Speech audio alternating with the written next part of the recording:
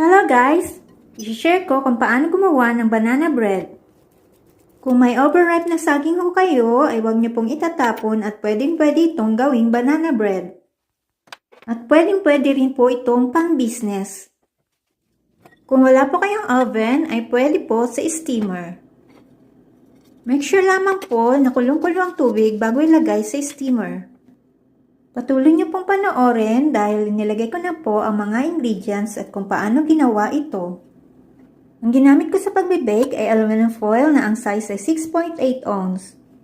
Kung walang aluminum foil ay pwede sa baking pan. Bago ilagay sa oven ay pwede niyo po itong lagyan ng toppings. I-bake ito sa preheated oven 350 degrees Fahrenheit for 15 to 20 minutes or until toothpick inserted comes out clean. And after baking ay tanggalin sa oven at palamigin ito.